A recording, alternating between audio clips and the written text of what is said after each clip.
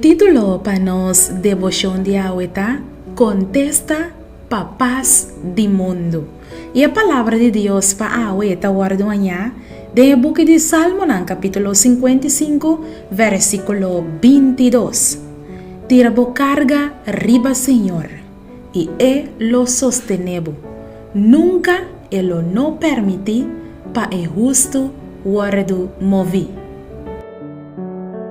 Ta solamente si vota vivando en un cueva y completamente fuera de contacto con el mundo, ta solamente ora lobo no está escuchando tur noticia nan horrible que está sucediendo riba el mundo aquí. Temblor, guerra, maleza, tsunami, terrorismo, atraco y tiroteo na escola, ladronicia, crimen, y así me persigue mencionar. Crimen abira así na alto de nos mundo awe y no tem paz. Bota puntra onda pahanha paz. Kiko gobierno por hasi pa nos mundo porta na paz. Qua ta contesta pa paz di mundo? Den família no tem paz. Den matrimonio no tem paz. Na escola no tem paz. Na trabalho donho ta hasi abuso e no tem paz. Nenhum caminho no tem paz. Dor de falta de paz aqui, hope ta cair em droga e álcool como via de escape.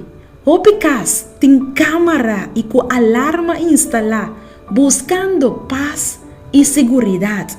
Lagami bisabo, Jesus ta único contesta pa paz do mundo. Su palavra ta bisa nos, tira bo carga riba Senhor, e lo sostenebo. Nunca lo no permiti pa justo por guardo movi. Pode ser bonosa kiko futuro lo interesse pabo, pero bosa si quem tem futuro. Pone bo vida, pone bo inseguridade, bo falta de paz, pone tur den emang de Deus. E ela permite que lo sostenebo. Deus tem turcos que passa no mundo aqui, bo de controle, bo por viva tur dia com confiança, sabendo que o bo futuro está brilhante e que bo por confiar no plan de Deus perfeito.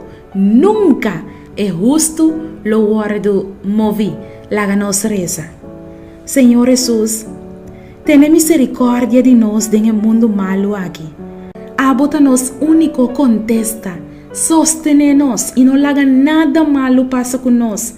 Não laga o inimigo tumba-nos e quita-nos paz. Da nossa oração, em nome de Jesus. Amém.